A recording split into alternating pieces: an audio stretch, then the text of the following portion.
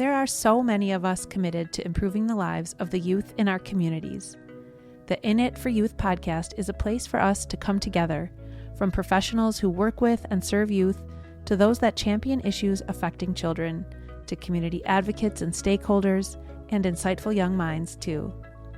The In It for Youth podcast is a tapestry of voices united by a dedication to youth well-being and empowering the young generations of today and tomorrow. I'm your host, Jamie Gale, and I'm so glad you've joined me on this team that is in it for youth. Hello and welcome back to the show. We have a unique conversation ahead for today's episode. I'm talking with a young woman who started her business before she even became an adult and is now a thriving entrepreneur. My guest today is Jessi Ricci, a microgreens grower and the owner and founder of New Life Greens. Jessi founded her business while she was a 17-year-old high schooler, and now 2 years later, she distributes microgreens to nearly 50 restaurants in Madison and the surrounding communities. I am so eager to hear her story and talk about how our community can support young entrepreneurs in creating their own paths. Congratulations on all of your impact, Jessi, and welcome to the podcast. Oh, thank you, Jane. I'm really happy to be here. So let's start with what life is like for you in 2025. What does your work look like today? Tell us about New Life Greens and your work as its owner. New Life Greens, like you said, is a microgreens farm. If you don't know what microgreens are, essentially they are just baby seedlings of edible vegetables, fruits, flowers, and herbs. So if you can imagine a blade of grass, that's the size of them, and they are super nutrient dense veggies. I grow those. I grow about 200 flats of them a week. It's kind of like a weird unit to imagine, but essentially it's like a 10 by 20-inch area that then is sold to restaurants, sometimes alive. So some restaurants purchase an alive plant and cut it and garnish their dishes with it. Some other restaurants have me cut the product for them. So currently my life is growing, 200 of these little baby plants. I grow a ton of varieties. So it's kind of like I'm living in a greenhouse all the time. That's amazing. And so you must also run the business end too, right? How does it all piece together? Tell us about the company. Yeah. So I could kind of go through my day to day if you think that would be nice. Okay. Yes, that would be great. So since microgreens are more of a unique vegetable, unlike, a potato or corn, you stick it in the ground and you water it, or maybe the rain waters it. It's a little bit different. Their life is only around 10 days. So every single day is a different task. The only continuous thing is every day is a watering day. So I water my plants every day. And then Monday, I have my tray washing day. So that's the flats that I was talking about that the plants grow in. Tuesdays, I have my planting day, which I'm sure this won't air on a Tuesday, but today's Tuesday, so it was my planting day. Wednesdays is my harvest day. I harvest late on Wednesday night because Thursday is my delivery day, and I deliver everything within 24 hours of harvest. And then Friday is typically like a new client day where I'll set up meetings or I'll do my online work. I do work with an accountant, but I do a lot of my own accounting. Yeah, and Saturdays, I think I forgot to mention, seasonally I do one farmer's market. So Saturdays is also my farmer's market day. That's probably like the craziest day. It's quite the early 4 a.m. morning. Yeah, but I mean, I love every single day is different, which is super cool. And yeah, like you said, I'm really involved in the day-to-day tasks. So basically every day I'm doing everything. Sometimes I will hire in a contractor, but that sounds pretty fancy. Really, it's like a friend or something. Okay. That will help me with like a monotonous task and kind of will just keep me company. But yeah, it's kind of the week to week. So, okay, I want to back up for 1 second and just ask like a super specific question that I'm just mostly curious about. When you said that some of the restaurants will buy them live and some will buy them harvested, what does that, you explained like what that technically means, but why would a restaurant get one or the other? I'm just curious. So, I mean, I really love the different chefs that I work with. Some of my chefs are bars, which is kind of crazy. Like when you hear a microgreen, you think of this fancy little plant, but some of my restaurants are bars, some are cafes. And then I work with some chains like Johnny Italian Steakhouse and some pretty like more high-end restaurants that are just a one-off, like Cento or Vino. I guess they have 2 locations. So depending on what they're using them for, like for my bars and my cafes, they're so busy. So I harvest and package in like a little clamshell, and then they pull it out, and typically they put it on like a burger or a sandwich.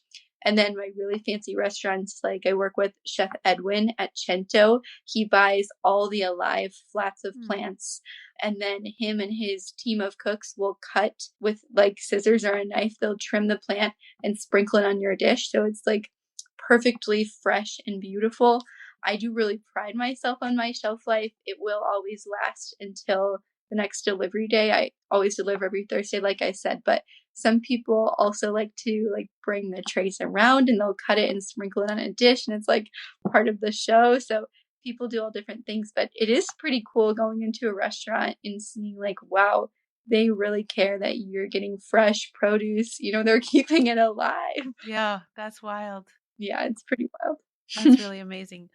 Okay, so this might start to tag into the next topic that I want to talk to you about, which is your path. But I guess I'm curious, what you just described requires so many different skills, like both the actual growing and harvesting and all of that, and then also this business end. And I'm just curious, are these skills that you came into? I mean, it's a silly question because you were 17, but like, did you come into this business with those skills, or is it, yeah, I guess maybe let's back up a little bit. How did this come to be that here you are, 17-year-old in high school? Was it in the Madison area? Mm-hmm. Yes. Okay. And then all of a sudden you started a business, or yeah, I guess let's just go there.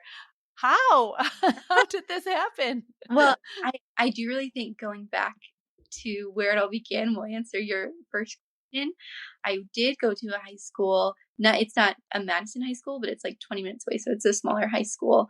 And with that high school, I took an environmental science class. So that kind of sparked my interest for environmental science. And I always knew that I wanted to go to UW-Madison. Both of my sisters went. I also, side note, played the tuba. And I wanted the tuba and the marching band. So I always knew I wanted to go to Madison, play the tuba. And now I'm like, oh, and I want to major in environmental science and horticulture. So plants and science. So I knew I wanted to do that. My grandpa also kind of like instilled a passion for loving plants and loving trees and appreciating nature.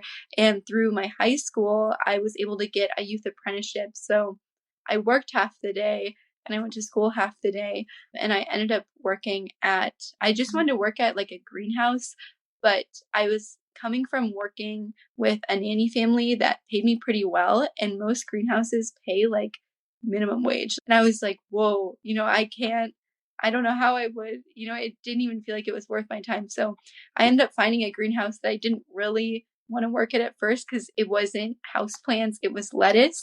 So I ended up working there because I was happy with the pay. And now I love lettuce and I love vegetables, but I was like, oh, I'm working at a farm. It's just funny thinking back to how I felt. So I got a job at this farm. It's an aquaponic farm, which means there's basically an ecosystem of fish and plants. The plants float in water. The fish provide the nutrients, and the plants also purify the water. It was really cool. I worked to maintain this ecosystem, and I had one coworker. His name is Bill, and he was a UW-Madison retired researcher, and he is just like the most knowledgeable guy, and I'm such a sponge. He taught me so much. I think that's where a lot of my skills came from, was Bill, him teaching me all about why is this plant reacting this way? How can we have a real controlled experiment? So through that aquaponic farm and that experience there, it's a kind of confusing long story, but essentially they were mainly had lettuce production with a teeny bit of microgreens, but they weren't really grown properly to be considered a microgreen. They were more so like a baby green. But I researched more into microgreens, and then my love for microgreens came about, when I learned they're very beautiful. If you haven't seen them, it's weird. When I know earlier I described them as the size of a blade of grass, but if you imagine a pink, purple, like bright pink, hot pink, you wouldn't imagine it would naturally be that way. So they're pretty easy to fall in love with, and they're cute little baby plants. Yeah, so kind of my love for them came out of that greenhouse, and it's really easy to develop skills in microgreen farming, not necessarily traditional farming, because that takes years to master something. But since microgreens life is typically around 10 days, if you have 100 days, you've gone through 10 cycles of microgreen life. So it was pretty easy to master those. I mean, I still am mastering them, but it was easier to get those skills of just plants and understanding what a plant needs and if it's happy. And probably one of the biggest things I was excited to talk about with this podcast was also, just using my resources for other skills, like for graphic design. I was in high school and I had people who were really good at it and could help me out, or even could do things for me. Like I hired some friends to make my labels, and like accounting and just general business. Like I remember freaking out. I was like, well, I was running my business illegally for a little bit because I didn't have an LLC. And I remember talking to, my teacher, I don't remember what the class was, but just some type of business class, and getting all the information from her. Like, what does this mean? What do I do? So using those resources around me in high school definitely just made my skills, it made it so much easier to develop skills. And that's something I would just encourage people to do. Or if you are young, I encourage you to do it, to take advantage of those resources. And even once you are graduated from high school, there still is a lot of other resources that you can use. But a good friend who knows how to design something, or a teacher, it's super cool to kind of separate, like, oh, I'm going to math class and this kind of sucks, versus like, wow, I need this math. Can you help me? Like, I actually need this in the real world. That's incredible. So your knowledge base was in the microgreens arena, the greenhouse work, and then you built the business skills around it. That's really incredible. Okay, so this is something I was really excited to talk to you about too, is like you mentioned that you had always known that you were going to go to UW-Madison. So I know because I've read up on you, but that didn't happen. Here you are running this thriving business. So you started this business. Can you take us to, you're working with Bill and using your resources in the school, and how did you decide to turn this interest into a business rather than pursuing more education or working for someone else that was doing it? So kind of take us through that step. And then, as I mentioned, you ended up not going to UW-Madison. And so tell us how that, let's go there. Yeah. It's fun to look back on that, because that was probably like the biggest decision I've ever made in my life. I'm still so young, and this is a huge decision, like picking out where you're going to go to college if you choose that. That's what I thought the big decision would be. And I'm like, oh, I already knew that. But then I was choosing to not go to college. So Mike Knight was the owner of the farm, and he has a couple successful companies, and the greenhouse is a successful company, but it's also a passion project for him. So him seeing how passionate I was, he helped me incubate the business, which essentially means, if you can think of like, the eggs in the incubator, he really had his hand over my business even before I realized it was my business. So I kind of thought that I was growing his, trying to grow his clientele and grow his business. Like, ooh, this is a new fun way for you to make money, and I really like doing this. And honestly, I'm a really fast worker. My dad always, never go on your phone, never do anything, get the work done. So I kind of was also running out of work at that farm. I was getting everything done and I was making more work for myself. So I was kind of thinking I'm making more work for myself. This is going to look so good on my college application. Oh, I'm starting this new branch of this company. I really didn't feel like it was my company, or if even I had the thought this is my own, it wasn't something that would last. But then people like you, I had Madison Locally Sourced, another magazine, Finding Hope, I think it's a Christian magazine, and the new NBC 15. There was just, I think, at least 5 different pretty, in my opinion, big media coverages that I had. Oh, look at this young girl working at this farm and she's starting this business. And then people are saying it's my business. I'm like, this is not my business. And I was talking to Mike, I really hadn't grasped that this was my business.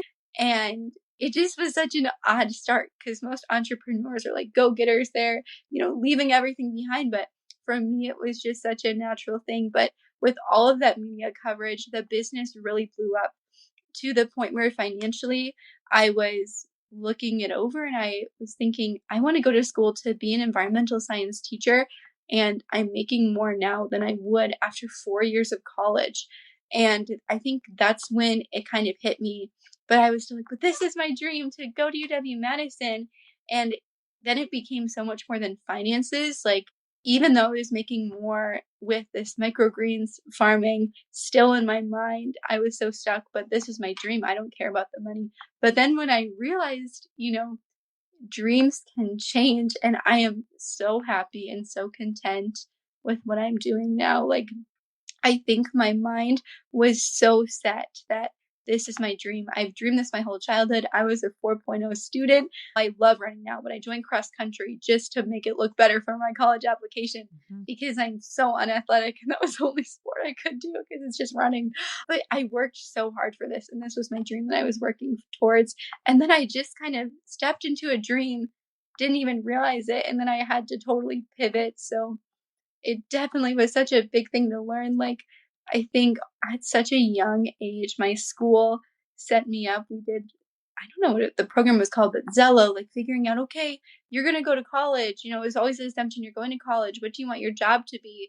Let's figure out your major. Like, it was in middle school that we would get started with that. So I just felt like I had it all figured out the whole time. And it kind of hard to move on from having this super clear line of sight and passion to now realize I'm living in my passion and I love this. It just had to be that mindset change. That's huge. And then to not only make that decision, but then as your peers were graduating and peers were going to college, you must have needed to affirm for yourself over and over that it was right. And my guess is that, you're still doing this 2 years later. My guess is that you know that it's right. And that's really incredible that you've trusted your gut in that way, especially when, like you said, you had such a clear vision. How was your family with that? I feel like it was your mindset shift, but besides Bill and Mike, you must have had other adults in your life who were nudging you to follow this knowing of yours. And so how did that work out? I mean, Bill and Mike definitely were totally encouraging me. Mike is like, you don't need college, Jessi. They were totally encouraging me to start this business. And my parents, not so much. Like I said, both of my sisters graduated from UW-Madison. Both of my parents also went to college. And that was definitely something where now I just feel like the finances of my business, I feel success with them, and it's just like pushed to the side of my mind. But then it was so much focus on the finances, like trying to prove myself, like, well, this is how much I'm making, like this can work, versus me now, I'm find so much purpose in what I'm doing and I feel financially secure, so I can just I just find purpose in it, which is such a blessing because not a lot of entrepreneurs are that way where they can back up their passion with finances. But now I'm like, I don't care about these finances. Like, I'm so happy and I feel like I'm making such a positive impact on my community. But it was definitely hard with the family because it's not the traditional thing to do. And I think often there's the stigma if you're skipping college, you're going to be living with your parents till you're 30. You're going to be living in their basement. You're going to, not have a good job and you won't have a successful life. And so it was hard to kind of fight those stigmas. And looking back, I wouldn't change anything. But if I went through it again, I definitely wouldn't focus on showing them the finances. This can work, and more so focus on I love what I'm doing and I feel passion for it. And with passion, will come financial security if you really are working hard, especially if, my business is so focused on sales. If I'm super passionate about it, I'm not going to go up to a client and say, I'm making whatever, I'm going to tell them this product is great. So, yeah. That's incredible. Well, congratulations on following that. Yes, of course, on the financial success, that obviously is an important part of being able to support yourself, but finding this passion, it's just so huge. And for breaking the mold, because that is very, very challenging. And, people go to college to do what you are doing now. And so it's a very cool thing that you followed that and that you had the voices in your life that were cheering you on and also making you evaluate, is this the right thing? Because we sometimes do need the people that are our bumpers that kind of keep us on the road. And so when we can come up against that and be like, no, actually, I've thought through what you've said, and now I know for sure this is right for me, that just like adds to our conviction. And that's really, really incredible. And college is, I have a child almost your age, and so I'm a lot older than you. Yeah. So my oldest is graduating from high school this year, and I went to college a long time ago, but college is different today. It is so expensive. And, it was exactly what you said from high school on, middle school on, like, okay, you're going to go to college and what are you going to do? And sort of the career path options were so specific that were given to us at that age. And really, there are so many different careers that we can create for ourselves. And I similarly to you I did go to college, but what I'm doing just admittedly now has very, very, very little to do with what I went to college for. And I had a great experience in college and it was fun and I loved living on my own for the first time, but my career has almost nothing to do with what I went to college for. I mean, it really does have nothing to do with it. And I am back to doing what I was passionate about as a young person. Yeah. I really am. My work has a lot of different projects, but that is what my life was like before too. I had a lot of different leadership things and I worked with kids. And so my life now, my career now really mirrors that. I run camps and I run after school programs and I meet with leaders and I'm so interested in business and all of these things that I was interested in as a high schooler. And I don't regret the route that I took to get here, but I would have trusted my gut a little bit more if I could do it again. And so I love to hear that you have shortcutted that and you're already there. That's really incredible. College isn't the right next step for every high school graduate. And I'm just so impressed and proud of you. I just met you, but I'm just so proud of you that you're doing it. And I recognize that you will always be a lifelong learner, right? Like you called yourself a sponge. Just because college is the path that we think of as what every 18-year-old is going to go do, you are continuing to learn. You've just described so many ways that you continue to learn. So I know that is not going to end probably ever. Right? I mean, yeah, I love what you said. And I think, you are a testimony to, even though you aren't doing what you went to college for, your passions don't just go away. I really believe that what you are meant to do will end up happening as long as you, this sounds so cliche, but stay true to yourself and what you're passionate about and what you love, and surround yourself with people who will support you towards that. Did you have a job out of college that you would say you weren't passionate about, or did you kind of just get your degree and move on to what you're doing now? I sort of did. Yeah. My degree was in Spanish, but pretty much right after I graduated, I started working with kids again. And then I worked at summer camps and then I moved up in leadership of summer camps. And then I was 24 when I had my first child. And I stayed home with her for a little bit, but then an opportunity to do marketing and management for this nonprofit campus, that the recreational facility, came open. And so I kind of did both of those things. Before she was born, I was teaching preschool, and that money did not work out to teach preschool and pay for full-time childcare for an infant.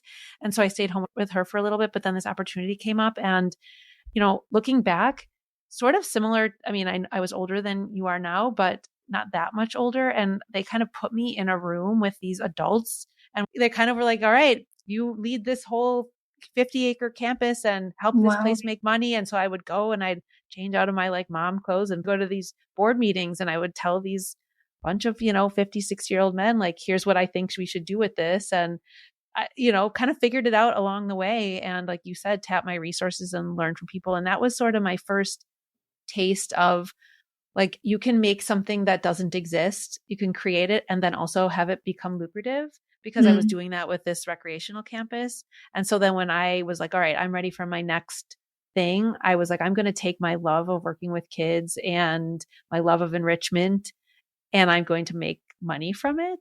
And so I started my first business then. It was teaching kids yoga. It was a kids yoga company. It still is a kids yoga company. And so that was sort of the seed, the first one. And then from there, it's been, 12 years of growth and change and evolution. But yeah, it's interesting because So speaking of tapping your resources, one of our really amazing local resources that we have here in our community, which I'm not sure if you've met with, is the Business and Entrepreneurship Clinic at UW-Madison.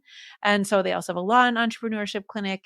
And so you can, for free, get services from, as a business owner from these schools. And so this particular one, I was meeting with one of the professors who works in business himself. He was a professor. This was many years ago. And then I also met with this team of MBA students that were getting their masters. And I went there and they were helping me talk about some business structure things. And I was just getting some free business advice from this team that was these students led by this professor. And the professor had to take a phone call. So I was just sort of chit-chatting with the students. And I was like, I always thought I would go back to grad school. And so I was asking them about this MBA program. And I was like, oh, I'm definitely thinking about this and I'm really considering it. And asking them all about it. And the professor paused his phone call and he goes, excuse me one second. He was like, no. He's like, these students are trying to get where you are, where you created without the masters. He's like, you're not going to grad school. You don't need grad school. You're never going to go work for a big company. You're always going to work for yourself. You're an entrepreneur. So it was not the same as undergrad, but sort of the same. Like I always thought I would go get my master's degree. That was what was sort of expected of me growing up. Yeah. My sisters both have graduate degrees, Wow. And so that was the moment where I was like, all right, I guess I'm taking what I have and what I already have inside me, what I've already accomplished, and I'm just going to learn in many other ways. So it's different than yours. You were gutsy earlier than me, but but I recognize it a lot.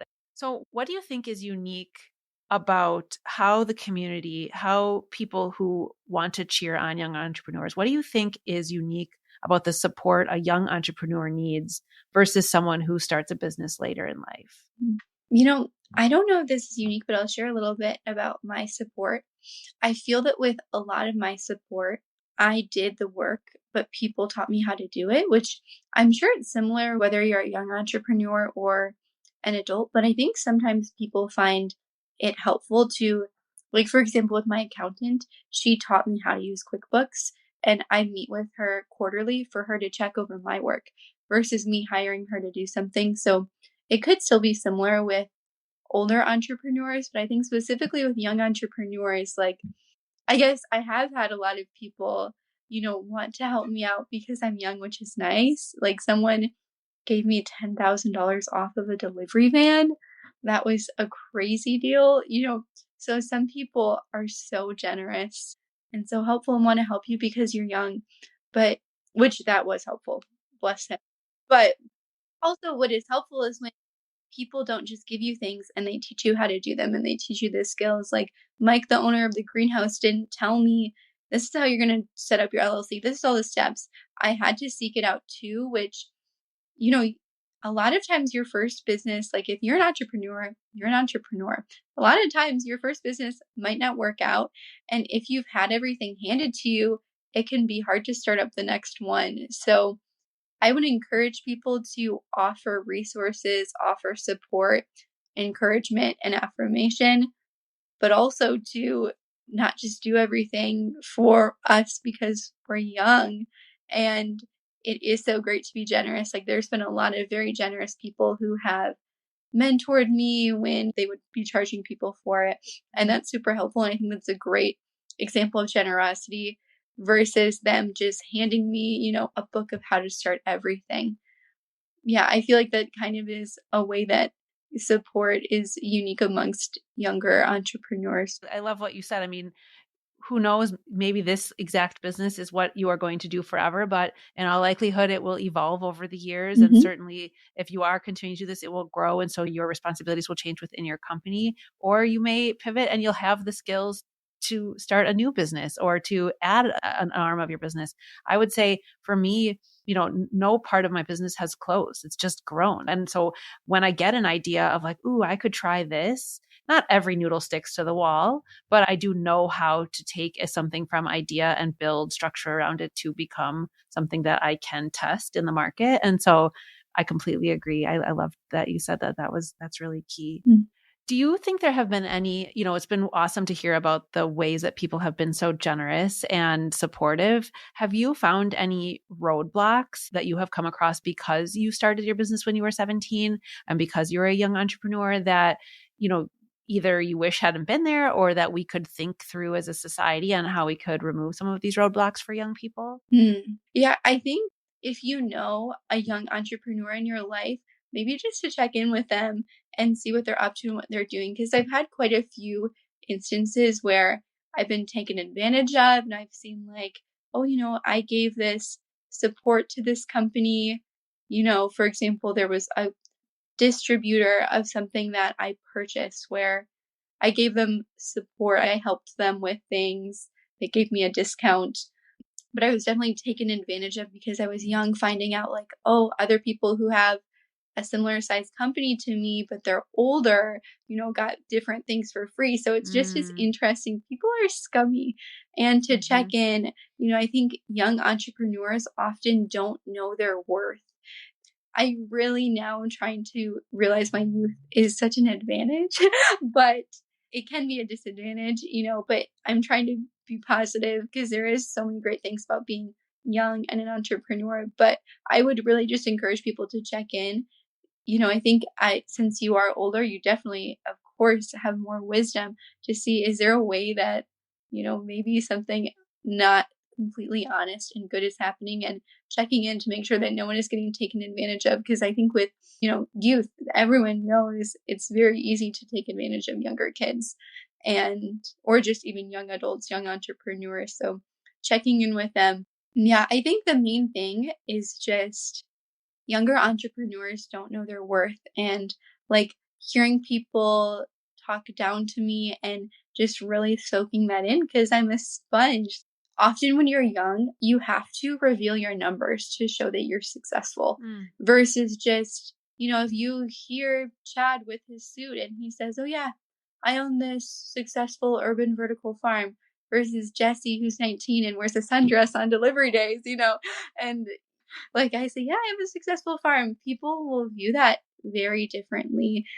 Just really helping the younger entrepreneurs to realize their worth is one of the most important things because I'm still trying to figure out my worth. Worth is so much more than numbers, like we've been saying. But when you're young, you have to show your numbers to compensate, and that's just not right. No, right. But yeah.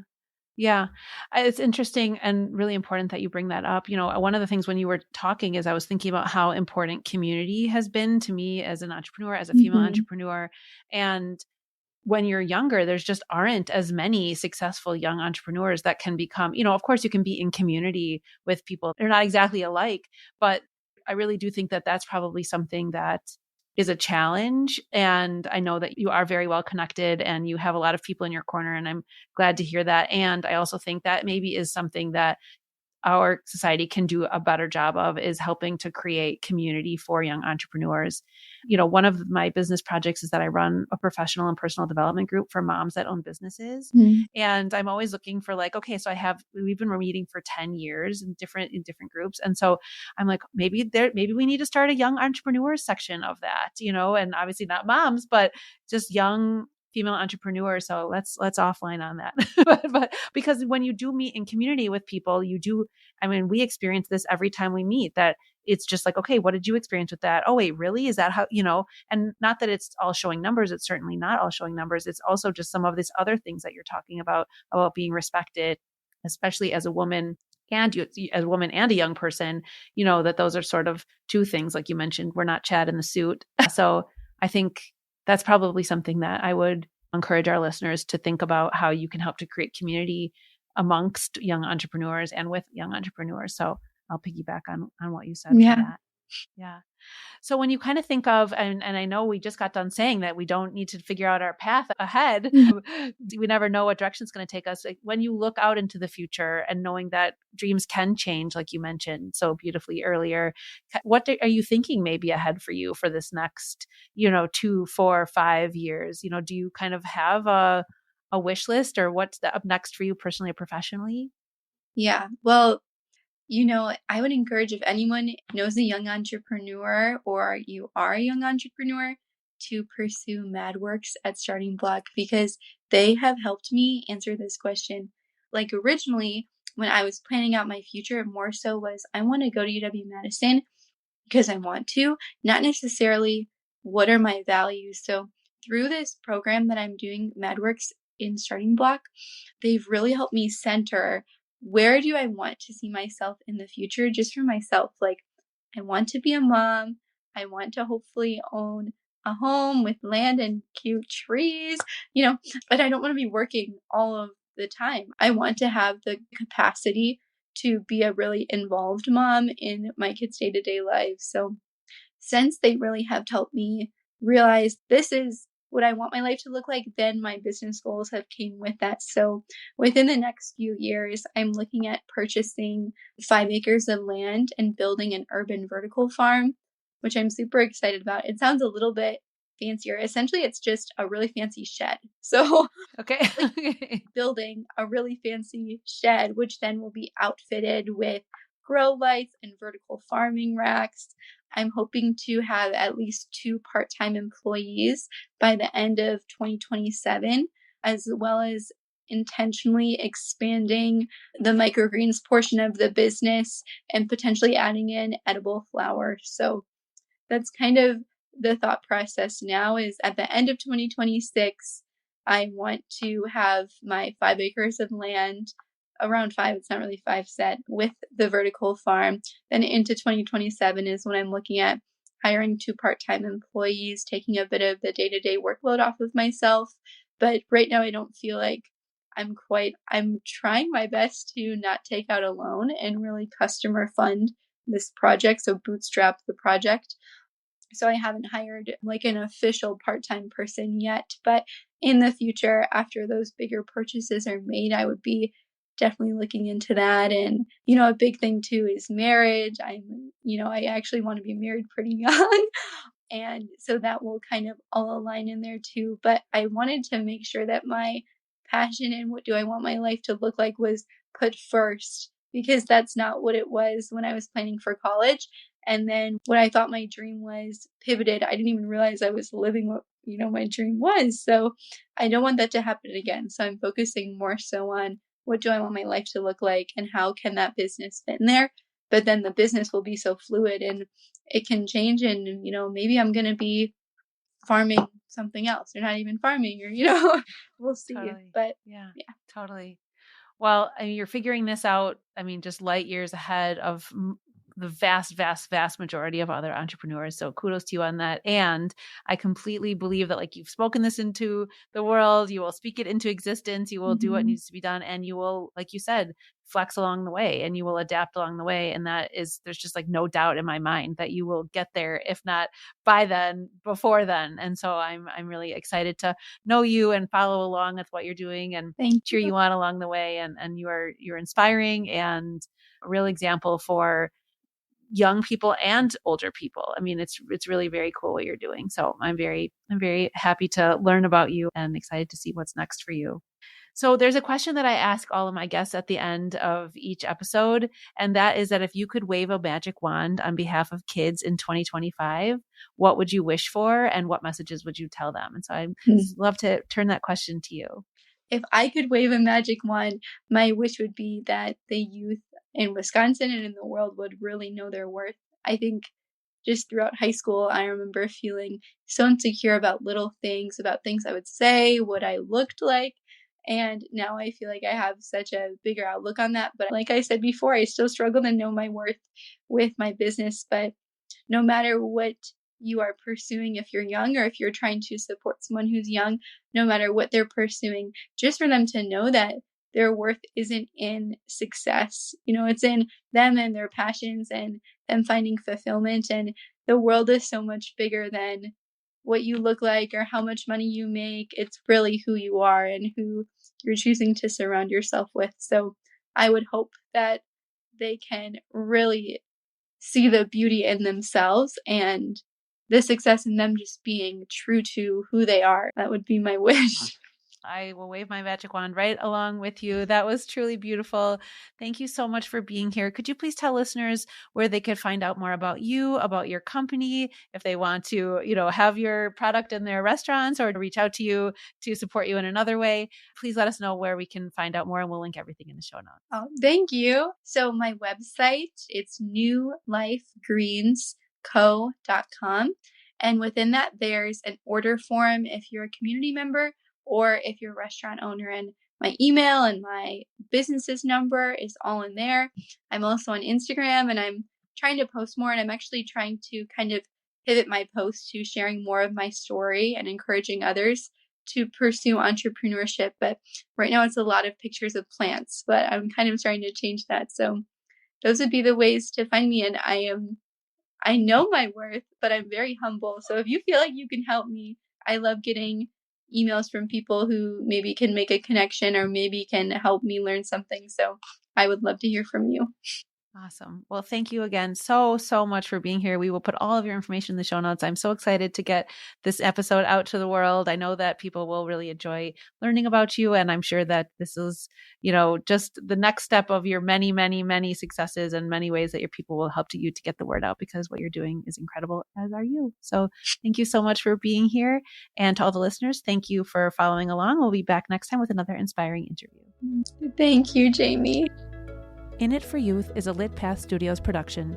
Music is by Inspiring Audio and Pond 5. Be sure to subscribe so you don't miss an episode. And to learn more about this show and all other shows on the network, visit www.litpathstudios.com.